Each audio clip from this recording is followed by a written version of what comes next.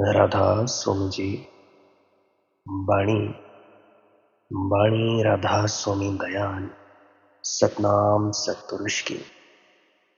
आज की सत्संग वीडियो का विषय है संत सदगुरु के, संतों महात्माओं के सत्संग सुनते सुनते आंखों में आंसू क्यों आने लगते हैं।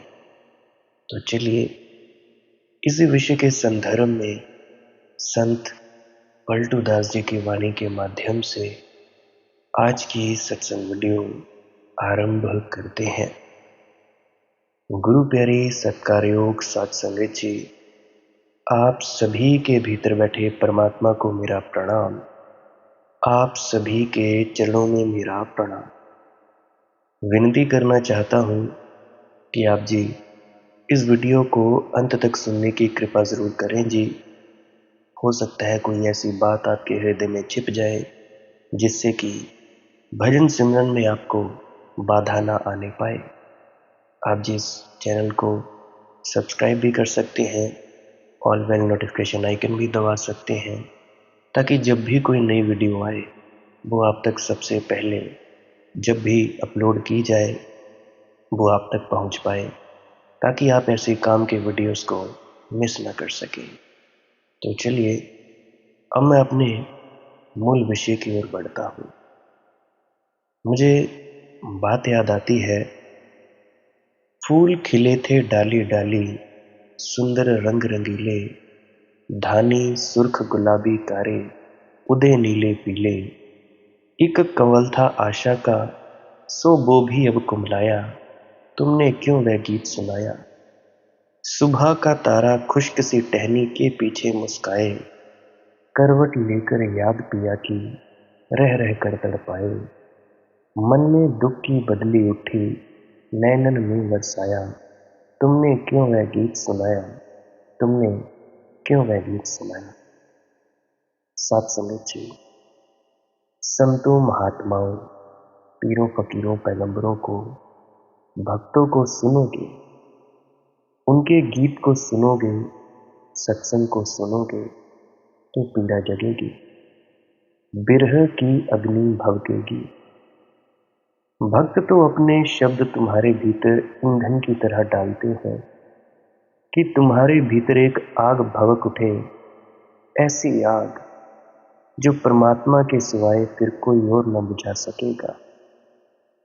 गुरु जिस आग को लगाता है, परमात्मा उस आग को बुझाता है। गुरु तो बहुत हैं इस दुनिया में, कई सारे गुरु गद्दियों पर विराजमान बैठे हैं, परंतु सदगुरु वही है जो तुम्हारे भीतर आग लगा दे। लेकिन तुम तो गुरुओं के नाम पर उनके पास जाते हो जो तुम्हें सांत्वना देते हैं, आग नहीं, संतोष देते हैं, सत्य नहीं। तुम तो उनको सुनते हो जो तुम्हें थपकियां देते हैं, लोरी सुनाते हैं कि भाई ये कर लो तो काम हो जाएगा, बेड पे भजन सिमरन कर लो काम हो जाएगा, या जमीन पे कर लो, कमरा अलग कर लो, काम हो जाएगा। तुम तो ऐसी वीडियोस को सुनते हो, परदेस वसे पिया की याद नहीं दिलाता कोई।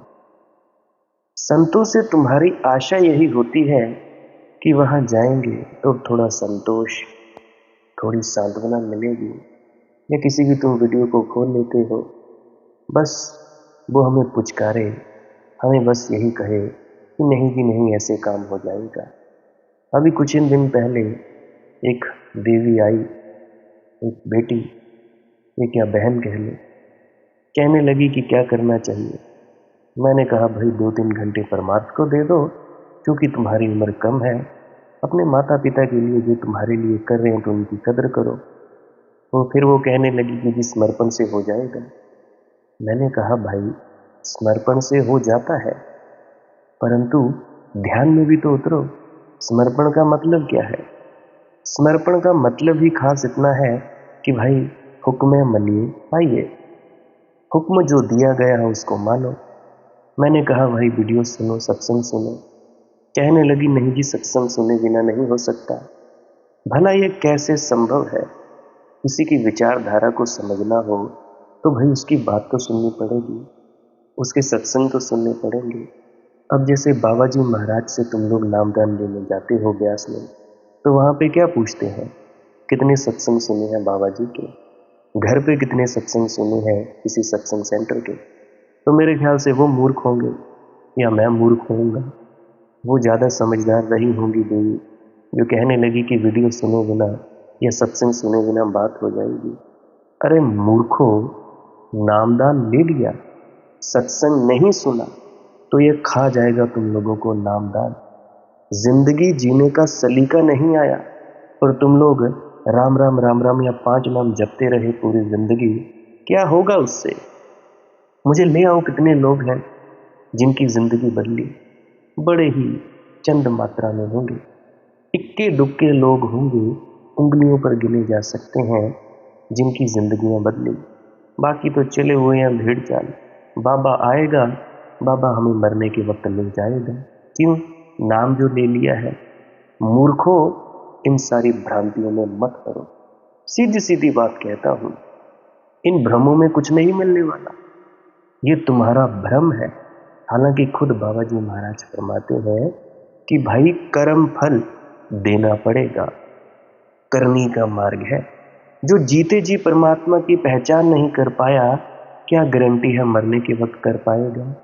जो जीते जी मुक्त नहीं हो पाया, क्या गारंटी है मरने के बाद हो जाएगा। तभी उन्होंने कहा कि चलो ठीक है जी, तुम लोग ध्यान में न उतरो, अपने आप की पहचान ना करो, ले जाएगा गुरु। सब धोखे की बातें हैं।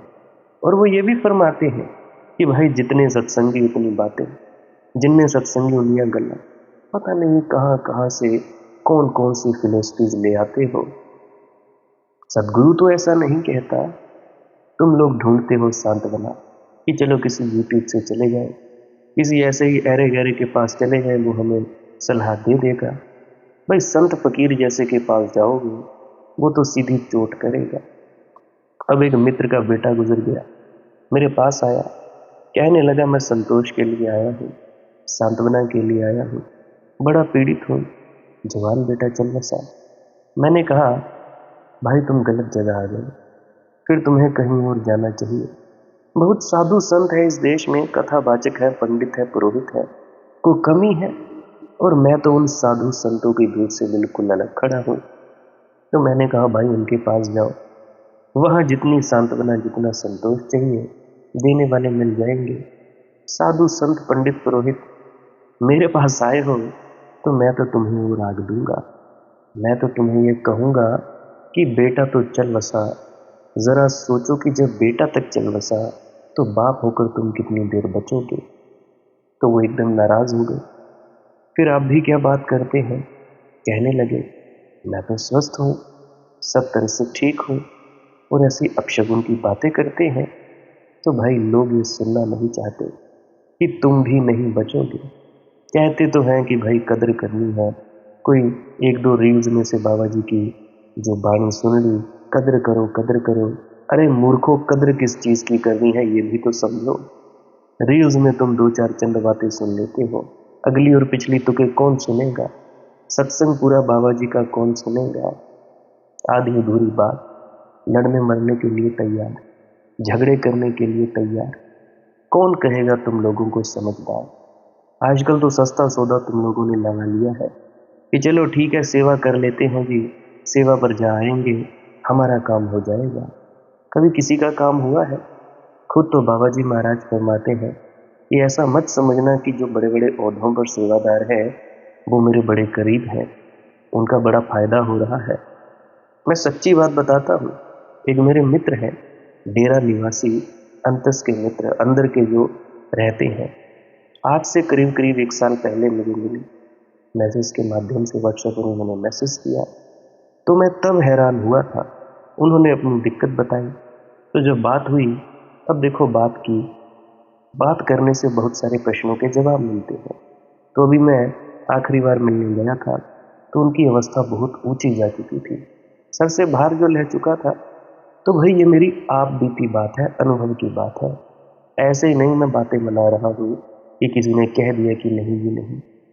मैंने तब तक भी परखा जब बाबा जी ने कह दिया कि भाई डेरे वाले खाली हैं।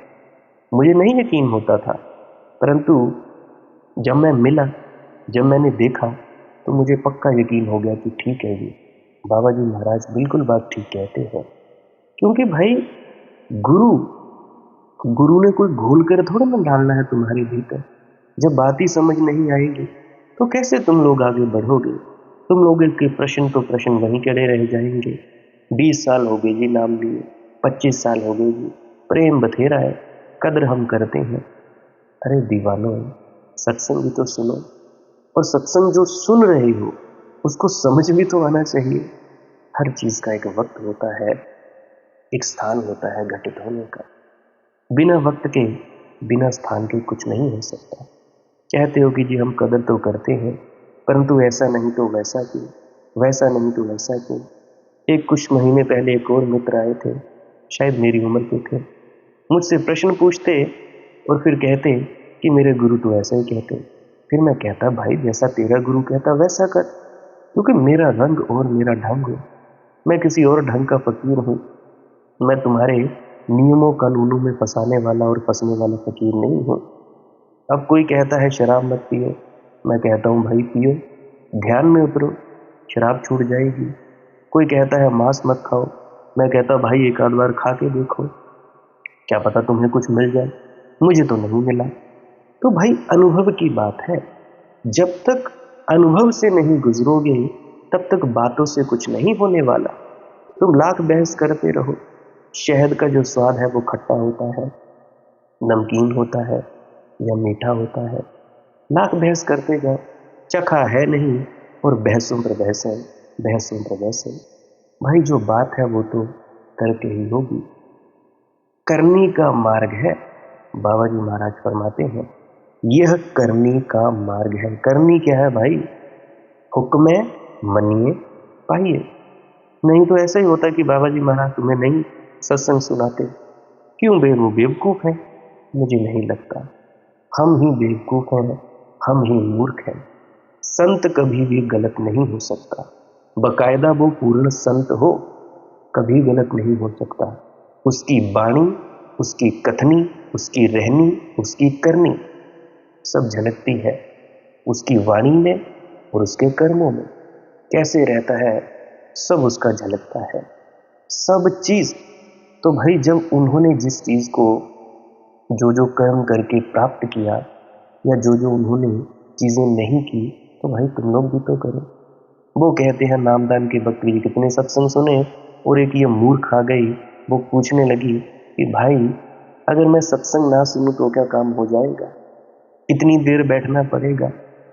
अरे मूर्ख, ये तो समझना पड़ेगा कि भाई सत्संग में होता क्या है, नामदान है क्या, ध्यान में उतरते कैसे हैं, ध्यान में अड़चने क्या आती हैं। यहाँ 20-20 साल पुराने लोग जो रोते आते हैं मेरे पास, उनका मैं क्या करूं? बहुत सारी भ्रांतियां, बहुत सारी चीजें, सोए पड़े थे, जाप ही जाप, जाप ही जाप। हालांकि बाबा जी महाराज ने कोई कमी नहीं छोड़ी बोलने में, उन्होंने कोई कमी नहीं छोड़ी सिखाने में। बाबा चरण सिंह जी चले गए, बाबा सावन सिंह जी चले गए, जगत बहादुर जी चले गए, स्वामी जी महाराज चले गए, जयमल सिंह जी चले गए, अब ये भी चले जाएंगे कुछ देर बाद। अब उसके बाद आगे वाले, तो तुम लोगों के कानों पर जूं नहीं रेखती। हुक्म तो हम मानते हैं जी, प्रेम बड़ा है, पर बात नहीं करनी, आपकी बात नहीं माननी। बड़ा प्रेम है जी। वही बात बाबा जी की कि इंसान आसान से आसान तरीका ढूंढता है कि जी चलो ठीक है, मैं सेवा पर चले जाऊंगा या चली जाऊंगी, या मेरा तो समर्पण हो गया जी। क्या खाक समर्पण हुआ? बाबा चरण सिंह जी अक्सर कहा करते थे कि भाई द रियल सेवा is to do meditation, go within yourself. असली सेवा भजन सिमरन है, ध्यान में उतरना है, बाकी तो सिर्फ माहौल बनाने के लिए है। वो कहते हैं ना, ए सेवा चाकरी नाम वसे मन आए। परंतु हमारा क्या होता है, सेवा पर तो चले जाते हैं, नम्रता आने की बजाय उलट अहंकार पैदा हो जाता है अपने ओहदे का। हम बड़े सेवादार, हम जत्थेदार, हम सेक्रेटरी, हम फलाना, हम ढिकाना, हम तो ऐसा करते हैं, हम वैसा करते हैं। सेवा से अहंकार झुकना चाहिए, उलट अहंकार खड़ा हो जाता है। हम लोग इस चीज को नहीं जानते। अरे भाई, कितने हैं जो पहुंचे कर करके, बिल्कुल पहुंचे। हनुमान जी की बात ले लो, सेवा कर करके पहुंच गए, परंतु सेवा में नम्रता थी। जब तक श्री राम ने नहीं कहा कि भाई ऐसा मत करो, तो उन्होंने नहीं किया। हे सेवा चाकरी नाम वसे मन आए। लेकिन लोग नहीं सुनना चाहते कि भाई वे मरेंगे। मैंने उनसे कहा, मित्र को, कि अब तुम चाहे सुनो चाहे ना सुनो, मैंने तो कह दिया, कान में तुम्हारे पड़ गई बात। याद भी रहेगा तुम्हें, भूल भी ना सकोगे, तुम बचोगे नहीं, कोई नहीं बचता। बेटा याद दिला दिया गया है। इस अवसर पर तुम क्यों सांत्वना खोज रहे हो? जो मित्र मेरे पास आए थे, बेटा मर गया था। परमात्मा को खोजो, सांत्वना को नहीं। उसको खोजो जो कभी नहीं मरता। अमृत को खोजो, मृत्यु याद दिला गई। बेटा मर गया, बेटा तुमसे ज्यादा स्वस्थ था कि नहीं? उन्होंने कहा कि भाई बात तो आपकी ठीक है, कौन सी बीमारी थी बेटे को? कहने लगे, कोई बीमारी न थी, अचानक दिल बंद हो गया और उस बंद हो जाने की वजह से मृत्यु हो गई। मैंने कहा, बेटा मर गया, केवल 25 साल का था, केवल 25। तुम अभी 55 के होने जा रहे हो। तुम अभी ये आशा बांधे बैठे हो कि जियोगे। मगर लोग सांत्वनाएं चाहते हैं, सांत्वना, और क्या चाहते हैं। कुछ समय बाद क्या हुआ, वे गए किसी ऐसे ही पंडित पुरोहित के पास, आंख बंद की और उन्होंने उसे कहा कि चिंता करने की कोई जरूरत नहीं, तुम्हारा बेटा 7वें स्वर्ग में देवता होकर पैदा हुआ है। चित्त उसका बाग बाग हो गया। इसको कहते हैं सांत्वना। ऐसे ही एक और दादी जी मेरे पास आई थी, उनका भी बेटा चल बसा था। तो मैंने भी उनको ऐसा ही कहा था कि भाई देखो, जो गया है वो वापस तो नहीं आने वाला, परंतु तुम रोओगे चिल्लाओगे, क्या हो जाएगा? कुछ भी तो नहीं होगा। तो जब उसे पता लगा, मेरे जो मित्र हैं, उस आचार्य ने कहा कि भाई देखो, तुम्हारा बेटा देवता होकर पैदा हुआ है। इसे कहते हैं सांत्वना, इसको कहते हैं संत का मिलना। मेरी उन्हें याद आई होगी कि एक मैं कि बोला कि तुम भी ना बचोगे, और ये संत एक कि जिसने फौरन आंख बंद की, सूक्ष्म लोक की यात्रा की, फौरन खबर लाया कि 7वें लोग। सब मूर्ख बनाने की बातें हैं। ढोंग पाखंड तो इतना है इस भारत में जिसका कोई हिसाब नहीं। तो वापस लौटकर जब आए तो मुझसे कहा कि इसको कहते हैं संतत्व, ये है। तो उस फलाने पुरोहित के प्रति मेरी बड़ी श्रद्धा जग गई है। मैंने कहा, क्या हुआ भाई? उन्होंने कहा कि उस फलाने पुरोहित ने जल्दी से आंख बंद की, बड़ी अद्भुत उनकी क्षमता है, एक क्षण नहीं लगा, एकदम 7वें स्वर्ग। लौट कर आए और बोले कि तुम्हें चिंता की कोई बात नहीं, तुम्हारा बेटा 7वें स्वर्ग में देवता हुआ है। मैंने कहा, अब मैं आपको एक और संत का नाम सुझाता हूँ। मेरे एक परिचित फकीर हैं, उनका नाम ये है। मैंने कहा, आप कभी वहाँ जाएं तो उनसे मिल लेना। वे बहुत पहुँचे हुए फकीर हैं, आपके पुरोहित के मुकाबले के तो कुछ नहीं। वो तो 7वें तक जाते हैं, वे 700 तक यात्रा करते हैं। आपके जो पुरोहित की उनकी यात्रा नहीं है, कोई बड़ी यात्रा नहीं है। 7वें स्वर्ग तक को कोई भी चला जाता है, ये तो छोटे मोटे संतों का काम है। उसने कहा, क्या 700 स्वर्ग होते हैं? मैंने कहा, बिल्कुल, 700 स्वर्ग और 700 नरक। वे उस धंधे में बहुत कुशल हैं। इस बीच वो मुझे मेरे मित्र मिल गए, तो मैंने उन्हें समझा दिया था कि तुम क्या क्या कहना। वे गए उनसे मिलने, मेरे मित्र से, दूसरे से। तो उन्होंने आंख बंद की, डोले, हाथ पैर हिलाए, उठकर खड़े हो गए। प्रभावित हुए इससे कि भाई वो तो बस बीच में बैठकर मिनट में आंख खोल दिए थे पुराने पुरोहित, और ये आदमी जरूर कहीं जा रहा है। चक्कर मारा, खड़े हुए, आंख बंद की, खोली, ऊपर देखा, आकाश की तरफ देखा, पाताल की तरफ देखा। सब उनको मैंने कहा था कि भाई तुम ये करना, मेरे ही मित्र, अब स्कीम तो मैंने लगा रखी थी। फिर उन्होंने कहा कि क्षमा करिए, सत्य कहूं कि सांत्वना दूं। अब जब कोई ऐसा पूछे कि सत्य कहूं कि सांत्वना दूं, तो किसकी हिम्मत जो कहे कि सांत्वना दो, सत्य ना कहो। तो उन्होंने कहा, सत्य ही कहिए। तो उन्होंने कहा कि लड़का तुम्हारा प्रेत हो गया है और तुम्हारे गांव से करीब करीब 7 किलोमीटर दूर फला फला के नाम के गांव के एक बगीचा है, उसमें पीपल के एक वृक्ष पर निवास कर रहा है। वह उन्हीं का बगीचा था। मैंने सब उनको पता दे दिया था कि गांव का नाम ये है और पीपल का वृक्ष ये है। वे तो बहुत घबरा गए, लौट कर आए और मुझसे कहा, कहाँ भिजवा दिया मनदीप भाई, इस आदमी ने तो सब खराब कर दिया। और ये आदमी सच्चा भी मालूम पड़ता है, क्योंकि ठीक ठीक 7 किलोमीटर ही दूर मेरा गांव है और गांव का नाम और बगीचा और पीपल का झाड़ है वहां पीपल का झाड़, बड़ा पीपल, बड़ा प्राचीन। और उसी पर वह कहता है कि तुम्हारा लड़का भूत हो गया है, और अगर वो भूत हो गया है तो कभी अपने उस गांव भी ना जा सकूंगा डर के मारे। वह बगीचा बेचना है हमें, उसे निकाल ही देना ठीक है। और वे इतने डरने लगे कि बेटा भूत हो गया और 7 किलोमीटर कोई लंबा फासला है, भूतों के लिए क्या 1 सेकंड में आ जाए। मैंने उनसे कहा, आप जाओ या ना जाओ, बेटा आ सकता है। आप रात पूरा जंदा, पूरा ताला वगैरह लगा कर रखा करें और ठीक से सोया करें। किसी दिन आकर उधम मचा दे, झंझट खड़ी कर दे। पर उन्होंने कहा कि आपने भेजा क्यों इस आदमी के पास। मैं तो पुराने पंडित जी के पास बिल्कुल सहमत हो गया था। मैंने उनसे कहा कि भाई देखो, ना तो वो पुरोहित सही है और ना ही मैंने जो आपको मित्र के पास भेजा था, ना तो वो सही है। मेरे मित्र ने जो भी कहा वह मेरा सिखाया हुआ है, और आपके जो पुरोहित जी ने कहा वो आप सुनना चाहते थे, वह आपका सिखाया हुआ है। सीधी सी बात इतनी है कि मृत्यु अनिवार्य है, तुम्हें भी मरना होगा। तैयारी करो, बेटा तो गया, तुम तैयारी करो। उम्र है कितनी आजकल की, 60 से ऊपर तो व्यक्ति जाता नहीं।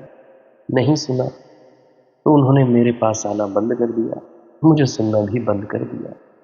ऐसे आदमी के पास कोई जाता है जो बार बार ऐसी ऐसी बातें कहे, क्योंकि जब भी वे आते मेरे पास या मुझको कॉल करते, मैं उनको याद दिलाता, तैयारी शुरू की कि नहीं, क्या इरादे हैं, सदा रहोगे। और आखिर में मर ही गए। मरते वक्त जो उनके पास थे, उन्होंने मुझे कहा कि आपकी मरते वक्त याद की और कहा, काश मैंने मनदीप की बात सुनी होती। लेकिन सुनना तो दूर, मैंने उसको सुनना, वीडियोस देखना और उसके पास जाना ही बंद कर दिया। काश मैंने उसकी बात सुनी होती तो आज शायद कुछ लेकर जाता। खाली हाथ जा रहा हूँ। मैं तो इस धोखे में रहा कि मेरा गुरु आएगा, मुझे लेकर जाएगा किसी सचखंड में। कोई गुरु नहीं आया, कुछ नहीं आया। देखो, लोग सांत्वना चाहते हैं, इसलिए पलटू जी कहते हैं, पलटू दास कै शब्द बिरह कै सागर हो। याद रखना, नाराज ना हो जाना। ये तो विरह के सागर हैं, लेकिन जो विरह के सागर में डुबकी लगाएगा वह मिलन के सागर को उपलब्ध हो जाता है। प्रेमवान जोगी मारल हो, कसके हिया मोर। पलटू साहिब जी कहते हैं, मैं भी तुम्हारे साथ वही करूंगा जो मेरे गुरु ने मेरे साथ किया। प्रेमवान जोगी मारल हो, कसके हिया मोर। ऐसा कसकर तीर मारा है मेरे हृदय में मेरे गुरु ने, यार पार हो गए। वही मैं तुम्हारे साथ करूंगा। प्रेमवान जोगी मारल हो, कसके हिया मोर। जोगिया कै लाल लाल अखियां हो, जस कमल कै फूल। कहते हैं पलटू जी, जब मैंने अपने गुरु को देखा था और उनकी मदमस्त आंखें देखी थी, लाल लाल आंखें, जैसे कमल के फूल खिले हों, तभी से मैं उनका दीवाना हो गया। वह मस्ती, वह आंखों में छाई हुई शराब, वह किसी परलोक का नशा, वह खुमार, वह उनकी चाल, वह उनका उठना, वह उनका बैठना। जोगिया कै लाल लाल आंखियां हो, उनकी आंखें लाल थी, किसी रंग में डूबी थी, जैसे सुबह का सूरज आंखों से निकल रहा हो, कि जैसे प्रभात प्राची पर फैला हो उस कमल के फूल। जैसे कमल के लाल लाल फूल, ऐसी उनकी आंखें, ऐसी आंखें, लाल रंग। ये जो लाल रंग है, ये वसंत का रंग है। देखा नहीं तुम लोगों ने, जब भी हमारे भारत में ज्यादातर स्त्रियां जो ब्याही जाती हैं, लड़कियां, उनको लाल रंग पहनाया जाता है। लाल रंग का जोड़ा, लाल रंग का चूड़ा, सिंदूर, लाल रंग का बिंदिया। तो ये वसंत का रंग है, ये मदमाते लोगों का रंग है। लाल रंग जो है, थोड़ा गहरा लाल, मैरून कहते हैं शायद इसे। तो ये पियक्कड़ों का रंग है, ये शराब का भी रंग है। वाइन देखी तुम लोगों ने कभी? जिन्होंने पिया है परमात्मा को, थोड़ा सा पिया है, वे कहीं पैर रखते हैं और कहीं उनके पैर पड़ते हैं। प्रेमवान जोगी मारन हो, कसके हिया मोर। जोगिया के लाल लाल अखियां हो, जस कंवल के फूल। हमरी सुरख चुनरिया हो, दोनों भय तूल। और जो प्रेम बाण मार दिया, तो हमारी चुनरिया भी सुर्ख हो गई, खून से रंग गई, फब्बारा छूट उठा। वह है ना एक शब्द, सतगुरु मेरे रंगरेज, चुनर मेरी रंग डाली। सतगुरु मेरे रंगरेज,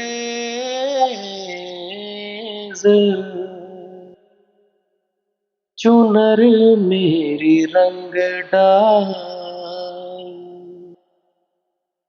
सतगुरु मेरे रंगरेज, चुनर मेरी रंग डाली। हमरी सुरख चुनरिया हो, दोनों भाई तू। कहते हैं पलटू जी, जब गुरु की लाल आंखें जैसे कमल के फूल खिले हों और हमारी लाल चुनरिया दोनों मिलकर एक हो गए। लाली मेरे लाल की जित देखूं तित लाल, लाली देखन मैं गई, मैं भी हो गई लाल। जोगिया के ल्यों मिर्ग छलावा हो, आपन पटचीर। दोनों के सिवाय गुदरिया हो ही जा फकीर। और तब हम दोनों मिलकर एक हो गए। उनकी मृग छाला और उनके फटे हुए वस्त्र दोनों को मिलाकर हमने गुदड़िया बना ली। गुरु के साथ एकम एक हो गए। उनकी मृग छाला और अपने वस्त्र दोनों को सीकर एक ही गुदड़िया बना ली। जब तक शिष्य और गुरु एक ही न हो जाए, फासला ही न बचे, दूरी ही न बचे, भेद ही न बचे, संदेह शंकाएं, तर्क वितर्क, विवाद बहुत पीछे छूट जाए, तभी वह परम अनुभूति घटित होती है। तभी वे द्वार रहस्यों के खुलते हैं। गगना में सिंगिया बजाई हो, तकिन ही मोरी ओर। और जब ऐसी घटना घटती है, एकता घटी, तब गुरु ने गगन में चढ़कर नाद किया। शब्द गुरु सुरत धुन चला। गगना में सिंगिया बजाई हो, ताकिन ही मोरी ओर। और आकाश से मेरी तरफ देखा, सारा आकाश जैसे मुझे देखने लगा, जैसे सारा आकाश मेरा गुरु हो गया, जैसे सारे आकाश के तारे मेरे गुरु की आंखें हो गई। और आकाश में जो अनाहत का नाद है, वह मुझ पर बरसने लगा। कौन सा आकाश? भीतर का आकाश। आंख बंद करते हो अंधेरा ही अंधेरा दिखता कि नहीं दिखता? दिखता है। इसी जगह पे थोड़ा चमकीला चमकीला प्रकाश होता है। इसको आकाश कहा है। ये अंदर की बात है। बाहर के नहीं। यहाँ अनहद का नाद होता है, बाजे नाद अनेक असंखा, केते वावर हारे। गगना में सिंगियां बजाई हो, तकिन ही मोरी ओर। और तब पहली दफे मैंने देखा कि जिसमें मैं डूब गया हूं वह मेरा गुरु ही नहीं है, वह परमात्मा भी है। अकारण नहीं है कि शिष्यों ने अपने गुरु को परमात्मा कहा है। अकारण नहीं है कि कबीर ने कहा, गुरु गोविंद दुई खड़े, काके लागू पाओ। बलिहारी गुरु आपनी, गोविंद दियो बताए। गुरु इशारा है, सिर्फ एक द्वार जिससे पार होकर परमात्मा मिलता है।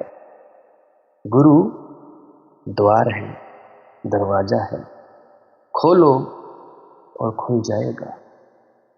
चंचल बादल झूम के छाए, गाए मन मतवाला। पल पल आंचल उड़े हवा के, छलके रूप का प्याला। मीठे मीठे गीत सुनाए ये नदिया का शोर।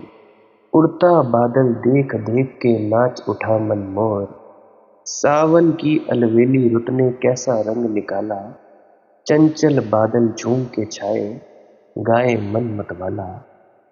तो जब भी संतों सद्गुरुओं के सत्संगों में जाते हैं, रोना आता है, विरह उठती है, तो जल्दी ही रोना गाने में बदल जाता है। जल्दी ही विरह की अग्नि से ही मिलन के कमल खिल उठते हैं। लेकिन तैयारी चाहिए, डूबने की तैयारी, गुरु की मस्ती में मस्त हो जाने की तैयारी।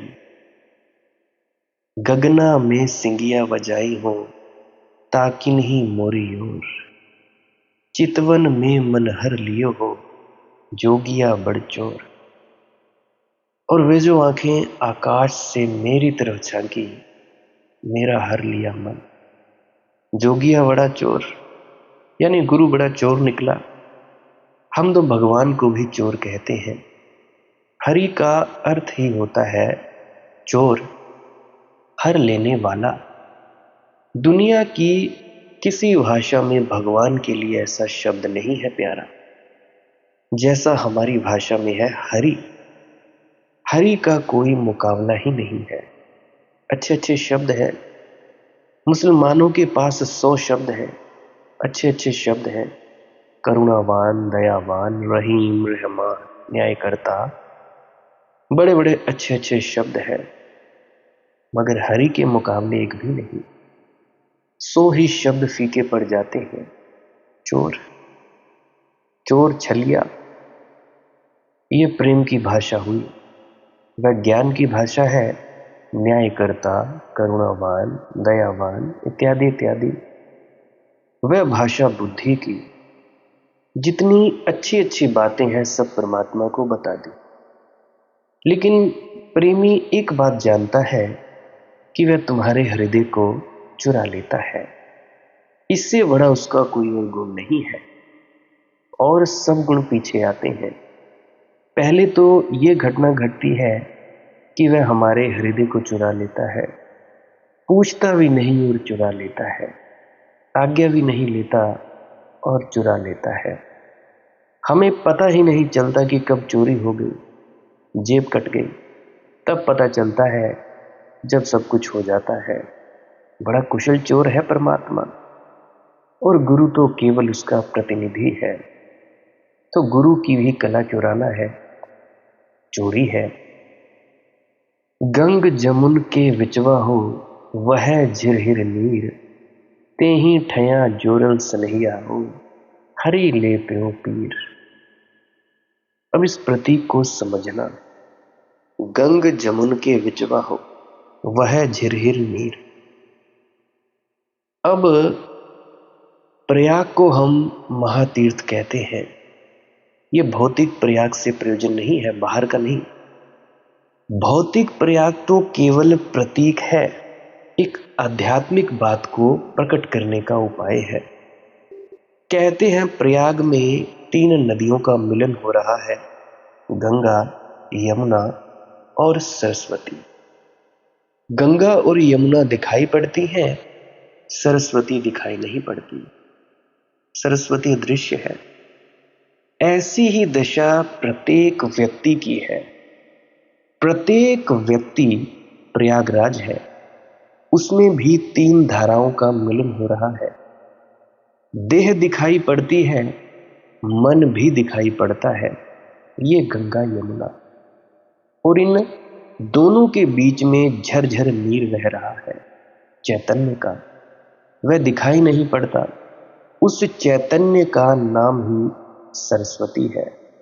इसलिए सरस्वती को हमने ज्ञान की देवी कहा है, प्रज्ञा की देवी। गुरु ने पहचान करवा दी। कैसे? सत्संग के माध्यम से।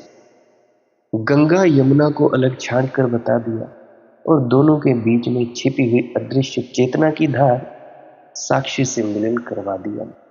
इसीलिए कहा जाता है कि नामदान के बाद सत्संग जरूर सुनो, अभ्यास भी करते जाओ और सत्संग जरूर सुना करो, चाहे तुम दान में कुछ भी मत दो।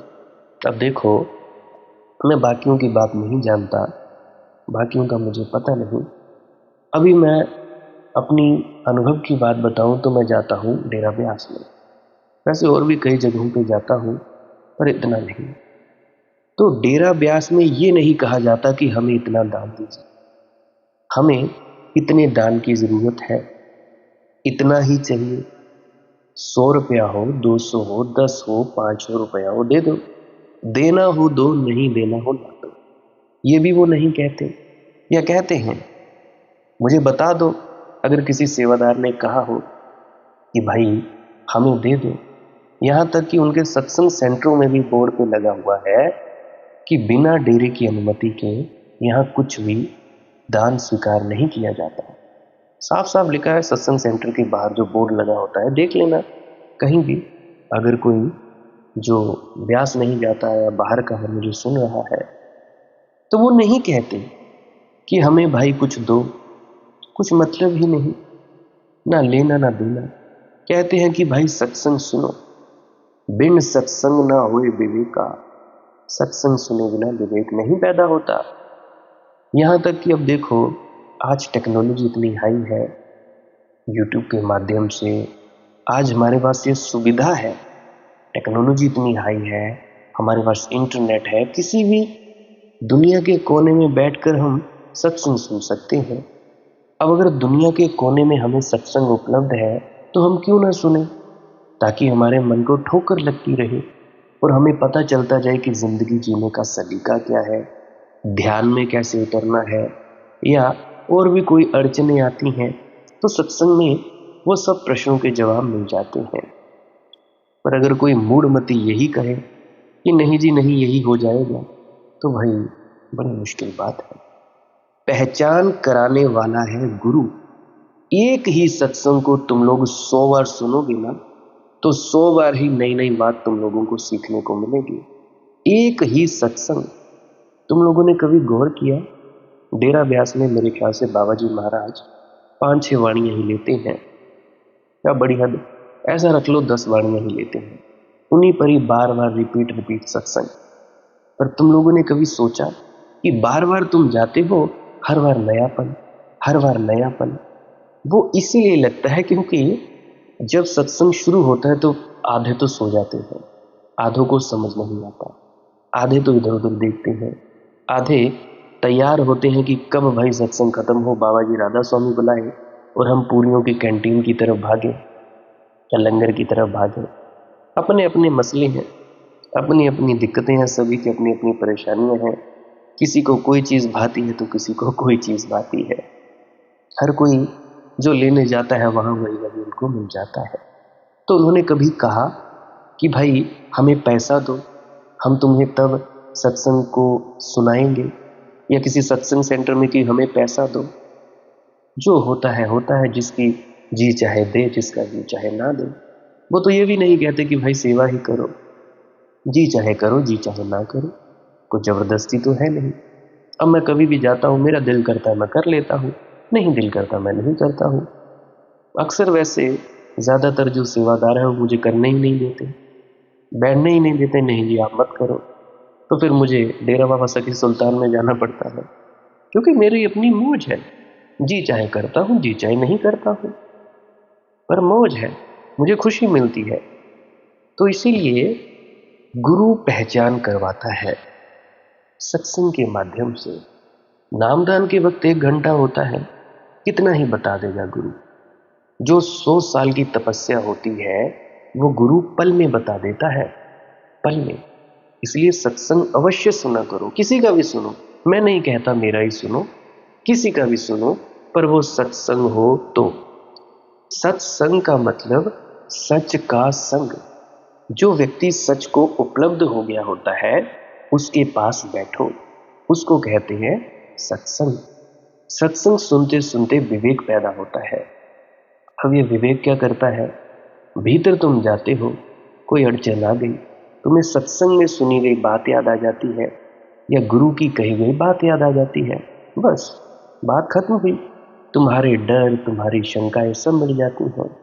तो ये होता है, पलटू जी फरमाते हैं कि गुरु ने पहचान करवाई।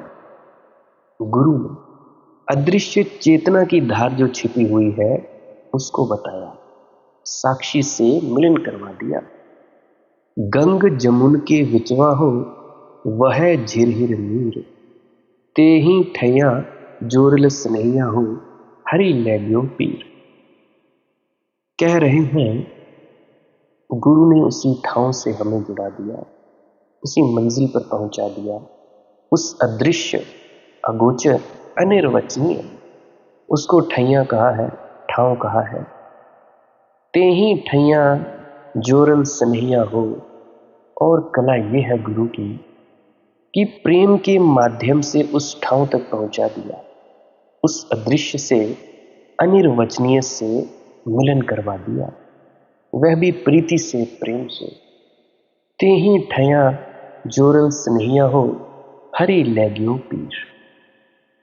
और हमारे हृदय को ही नहीं चुरा कर ले गया, उसी चोरी के साथ एक चोरी और भी हो गई। हमारी सारी पीड़, सारी पीड़ा सब चुरा के ले गया, सब दुख दर्द। पीछे रह गया सिर्फ आनंद का एक सागर। जोगिया अमर मरै नहीं हो उज्जवल मोरी आस। और जिसने भी इस योग को जान लिया, इस मिलन को जान लिया। अब योग का क्या अर्थ होता है? योग का अर्थ होता है मिलन। जिसने भी स्वयं और परमात्मा के मिलन को जान लिया उसकी फिर कोई मृत्यु नहीं है, वह अमृत को उपलब्ध हो जाता है। जोगिया अमर मरै नहीं हो उज्जवल मोरी आस। करम लिखावर पावल हो गावह पलटू दास। पलटू जी कहते हैं घबराना मत, रास्ता अंधेरा हो चिंता ना लेना, कंठ किरण हो लौट मत जाना, बिरह की अग्नि सताए घबरा मत जाना। ये तुम्हारा जन्म सिद्ध अधिकार है परमात्मा से मिलना, यह तुम्हारा स्वरूप सिद्ध अधिकार है। कर्म लिखावर पावन हो, वह प्यारा मिलेगा, ये तुम्हारी किस्मत में लिखा है। देर अवेर तुम चाहे कितनी ही करो वह प्यारा मिलेगा, ये तुम्हारा अधिकार है। तुम चाहे कुछ करो चाहे कुछ ना करो, धीरे धीरे धीरे धीरे प्रकृति तुम्हें वहां तक पहुंचा ही देगी। परंतु प्रकृति का जो काम है वो थोड़ा बहुत ही धीमा है, स्लो है। ऐसे है, विजय शर्मा जी फरमाया करते थे कि भाई जैसे सांप का लेटना, सांप जैसे धीमे धीमे चलता है तो कब मंजिल पर पहुंचेगा। और जो ध्यान में उतरते हैं वो है सीधा रॉकेट, सुपर फास्ट, बहुत ज्यादा स्पीड तेज हो जाती है, गति आ जाती है। प्रकृति का काम ही है, ये किस्मत में लिखा है प्यारा तो मिलेगा ही मिलेगा, परंतु कई जन्म लगेंगे। कर्म लिखावर पावन हो, विवाह होगा, हाँ तुम चाहो तो स्थगित कर सकते हो, बहुत दिनों तक, जन्मों जन्मों तक, वह तुम्हारी स्वतंत्रता है। लेकिन एक दिन यह विवाह होगा, फिर क्यों देरी करते हो? विवाह होने दो, ये रास रचने दो, ये प्रीति जगने दो। इस प्रीति के जगने के बाद, इस मिलन के होने के बाद तुम पहली दफा जानोगे जीवन का अर्थ, पहली दफे जानोगे जीवन की महिमा, पहली दफे जानोगे जीवन का काव्य संगीत, जीवन का महोत्सव। ओ तंबूर बजाते राही, गाते राही जाते राही, साजन देश को जाना, मंडली मंडली चौखट चौखट, झाजिन झाजिन टिक तक मन का तान उड़ाना।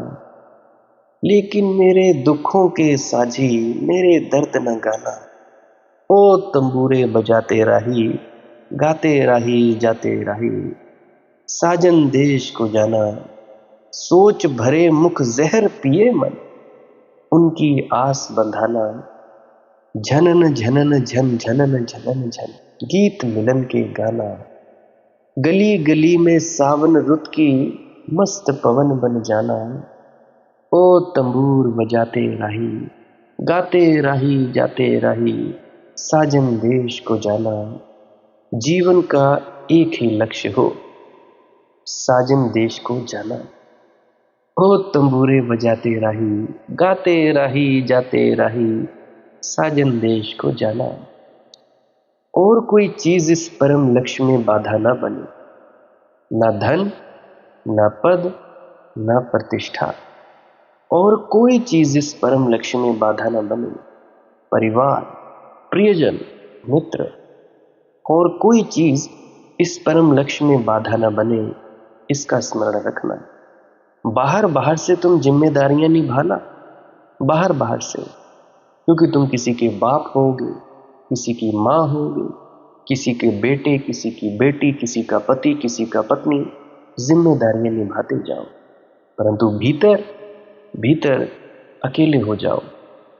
आंख बंद करो, भूल जाओ संसार को, भीतर उतर जाओ। बाहर आओ, जिम्मेदारियों को निभाओ। पूरी तरह से गृहस्थ अगर हो तो निभाओ, नहीं तो शादी मत करवाओ। अगर नहीं चाहते हो कि भाई दूसरा हमें बाधा डाले, अगर बाधा लगती है तो मत करवाओ शादी, कोई जरूरत नहीं। अगर झेल सकते हो दूसरे को तो भाई करवा लो, चल सकते हो दूसरे के साथ सामंजस्य बना के तो करवा लो, ये आपकी नहीं है। तो भाई कोई चीज इस परम लक्ष्य में बाधा ना बने, इतना स्मरण रखना। हजार बाधाएं हैं, हजार प्रलोभन है। तुम्हारी अवस्था ऐसी है जैसे एक छोटे से बच्चे की मेले में हो जाती है। खिलौनों ही खिलौनों की दुकानें लगी हैं, इस दुकान की तरफ खिंचता है कि यह खिलौना खरीद लूं, उस दुकान की तरफ खिंचता है कि वह खिलौना खरीद लूं, सारे खिलौने खरीद लेना चाहता है। ऐसी तुम्हारी दशा है। मुझे भी ऐसे ही हुआ करता था।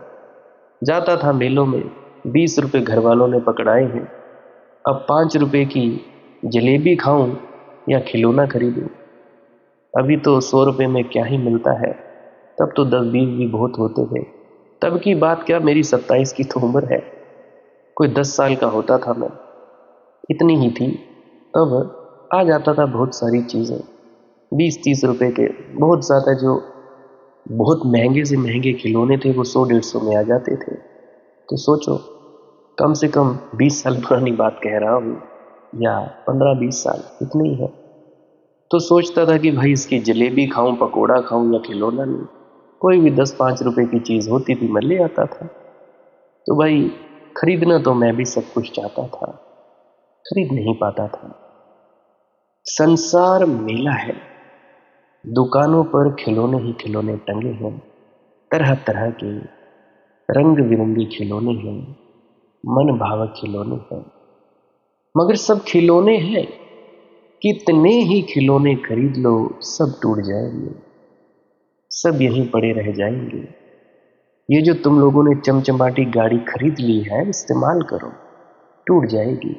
मैं नहीं कहता छोड़ दो, मैं नहीं कहता कि भाई अब मेरी बात सुनकर तुम घर बार छोड़कर कहीं भाग जाओ ना, या तुम लोग ऐसा सोचो कि क्या करनी है गाड़ी, जरूरत है तो खरीदो, नहीं जरूरत है तो दिखावे के लिए क्या करना। घर की जरूरत है तो खरीदो, नहीं जरूरत है तो क्या करोगे उस घर का। ज़रूरत है एक गाड़ी की तो खरीद लो, दो तो क्या करोगे? दो की ज़रूरत हो तो दो खरीदो। गाड़ी की, एक्टिवा की ज़रूरत है तो वो खरीदो, मोटरसाइकिल की ज़रूरत है तो वो खरीदो। तो ज़रूरत के हिसाब से जियो, सब यहीं पड़े रह जाएंगे। ये ज़मीन भी, रजिस्ट्रियाँ भी यहीं पड़ी रह जाएंगी। मैंने अपनी दादी को जाते हुए देखा, करोड़ों की संपत्ति छोड़ गई, अब चली गई। मेरी बड़ी बुआ जी चली गई, अब छोटी बुआ के पास भी इतनी ही संपत्ति है, करोड़ों में न सही लाखों में है, वो भी चली जाएगी। मैं अपने घर की बात बताता हूँ। हमारे हिमाचल में बहुत संपत्ति है, बहुत सारी, करोड़ों की। सब छोड़ गई। मेरी दादी मेरी आंख के सामने मरी। कहाँ मरी? सड़क किनारे मरी। मैं देख रहा था उन्हें कैसे धीरे धीरे सांस बंद हो रही है, और वो मर गई। तो ऐसे ही तुम सब भी मर जाओगे। तो मेरा ये मानना है कि भाई, चीज है इस्तेमाल करो, पर जफ्फियां मत डालो। खाली हाथ नहीं जाना है भाई, इसकी कोई कवायद करो, संकल्प लो। खाली हाथ नहीं जाना है, भर जाए। ओ तंबूरे बजाते राही, गाते राही जाते राही, साजन देश को जाना। मंडली मंडली चौखट चौखट, झाजिन झाजिन, दिक्तक दिक्तक, मन की तान उड़ाना। लेकिन मेरे दुखों के साझी, मेरे दर्द ना गाना। ओ तंबूरे बजाते राही, गाते राही जाते राही, साजन देश को जाना। सोच भरे मुख जहर पिए मन, उनकी आस बंधाना। झनन झनन झन झनन झनन झन, गीत मिलन के गाना। गली गली में सावन रुत की, मस्त पवन बन जाना। ओ तंबूरे बजाते राही, गाते राही जाते राही, सावन देश को जाना। आज के लिए बस इतना ही। ध्यान में उतरते रहिए, भजन में उतरते रहिए। कुछ ना करने के लिए जरूर बैठें, श्वास क्रिया करते रहें, भजन सिमरन करते रहें। यही प्रार्थना करता हूँ आप सभी अपने गंतव्य तक पहुँचे जो आप चले हुए हो। यही मेरी दुआ है, यही मेरी प्रार्थना है मालिक के आगे, कि आप सभी को वो मुकाम मिले जिसे परम आनंद कहते हैं, सच्चिदानंद कहते हैं। मेरी यही दुआ है। तो भजन सिमरन करते रहिए, सत्संग सुनते रहिए, आनंद मनाते रहिए, ध्यान में उतरते रहिए, भजन सिमरन करते रहिए। भजन सिमरन क्या है? भजन और सिमरन दो अंग हैं। सिमरन है कुछ शब्दों का जाप करना जो आपको आपके सद्गुरु द्वारा बताए जाते हैं। कोई भी जाप हो सकता है, कोई भी शब्द हो सकते हैं। करना क्या है? किसी कमरे में बैठ जाइए, या रात को बैठ सकते हैं, सुबह बैठ सकते हैं, या जब भी आपको फुर्सत के लम्हे मिले बैठ सकते हैं। तो जब बैठें तो शरीर को बिना हिलाए डुलाए बैठना है। जो बैठ नहीं सकता तो वो लेट जाए, जो चौकड़ी नहीं मार सकता वो टांगे सीधी कर ले। कोशिश ये रहनी चाहिए कि ज़्यादा से ज़्यादा वक्त शरीर को बिना हिलाए डुलाए बैठा जाए। उसके बाद अपने शब्दों का जाप शुरू कर दें। आंख बंद रखें, आंखों पर ज़्यादा जोर नहीं लगाना है, कोई कष्ट नहीं देना है, नहीं तो सर में दर्द होगा और फिर आप लोगों को परेशानी हो सकती है। तो आपने क्या करना है? चुपचाप शांत होकर बैठे रहना है, शब्दों का जाप शुरू कर देना है। जितनी देर भी आप करना चाहो, आधा घंटा, पौना घंटा, 10 मिनट, 15 मिनट, या जितनी भी आपको आपके सद्गुरु द्वारा दिया गया निर्देश है, जितना निर्देश है उसका पालन कीजिए। और उसके बाद दूसरा स्टेप करना बड़ा ही ज़्यादा ज़रूरी है। वो क्या है? वो उसी अवस्था में बैठे रहें या आसन भी बदल सकते हैं। ये जो शब्दों का जाप होता है ये एकाग्रता के लिए होता है, ताकि मन की एकाग्रता आ जाए। और जब मन की एकाग्रता आ जाए फिर दूसरा कदम क्या है? धुन सुनने के लिए बैठना। चुपचाप बैठे रहें, आंख बंद है, शब्दों का जाप बंद कर देना है। और अगर कोई भी आपके गुरु महाराज हैं उनको आप स्मरण कर रहे थे, याद कर रहे थे, आंखों के सामने शक्ल ला रहे थे, तो उसको लाना बंद कर दीजिए। शब्द धुन सुन रही है तो सुनते रहिए, आंख बंद करके अंधेरे में ही टिके रहें। टिके रहना है और ये इच्छा नहीं करनी है कि कुछ दिखे, कहीं पहुंचा जाए, परमात्मा को पाना है, ये करना है, वो करना है। याद रखें, ना कुछ समझना है, ना कुछ देखना है। ऐसे ही अज्ञानी होकर इसी अंधेरे में पड़े रहें। इसी अंधेरे में पड़े रहना है बस। उसके बाद जो होगा सो होगा। और अगर कोई अनुभव हो भी गया तो इससे ये नहीं कि अगली बार फिर से कामना करनी है कि ये वैसे ही हो। कामना ही सबसे बड़ी अड़चन है, इच्छा ही सबसे बड़ी अड़चन है, किसी चीज़ की तृष्णा करना ही सबसे बड़ी अड़चन है, मांग ही वासना है। अगर परमात्मा चाहिए तो कुछ नहीं मांगना है, चुपचाप बस बैठो, अपने आराम में बैठो, अपने विश्राम में बैठो। धीरे धीरे धीरे वो होगा जो होना चाहिए। अगर मैं ज़्यादा बोलूँगा तो आप लोग फिर से उसकी कल्पना कर लोगे कि जी ऐसा होता है, खंड ब्रह्मांड ऐसे होते हैं, चांद तारे दिखेंगे, फलाना ढिकाना। तो मैं ऐसा नहीं कहूँगा। मैं बस इतना कहूँगा, जो कुछ दिखता है, कुछ भी दिख जाए, वो मन है, वो माया है। जो नहीं दिखता वही आत्मा है, वही आत्मा में होना है। अब जैसा कि तुम लोग इसी अंधेरे में टिके रहोगे, टिके रहोगे, टिके रहोगे, तो कुछ दिनों के बाद या महीनों के बाद एक प्रकाश आएगा। वो प्रकाश पूरे शरीर में फैलता जाएगा और धीरे धीरे तुम इस प्रकाश के सहारे अपने आप में स्थित होगे। अब देखो, इस प्रकाश को देखने वाले भी तुम हो और इस शब्द धुन को सुनने वाले भी तुम हो। अब जो ये शब्द धुन को सुनता है और प्रकाश को देखता है, ये तुम हो। तो अपने आप में स्थित होना है, अपने आप को जानना ही सच्चा आत्मज्ञान है। खुद को जानना, खुद को जान लिया मालिक को फिर जान जाओगे। तो इतनी सी प्रक्रिया है। और आगे आप श्वास क्रिया भी कर सकते हो। ये मुझे बताई गई थी विजय शर्मा जी द्वारा।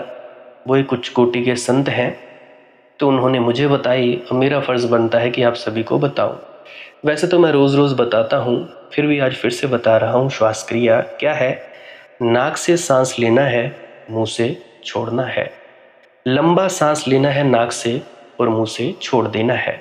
15 मिनट करें, 20 मिनट करें, आधा पौना घंटा, जितनी देर भी आप कर सकते हो करें। करने के बाद करना कुछ नहीं है, चुपचाप आंख बंद करके बैठ जाना है। लेट सकते हो तो लेट सकते हैं, वो आपकी अपनी इच्छा है। नींद आ जाए तो सो जाना है, कोई शरीर को कष्ट नहीं देना है। अगर सर घूमे घूमने देना है, अगर आपका शरीर कांपे तो कांपने देना है। उसकी आपने दिक्कत, परेशानी और चिंता नहीं लेनी है, ये सब होता ही है। और मरने से डर लगे तब भी नहीं डरना है, ये होता ही है। क्या कहा मैंने? 15 से 20 मिनट कर सकते हैं, उसके बाद चुपचाप बैठें और अपने भीतर अपने आप उतर जाओगे।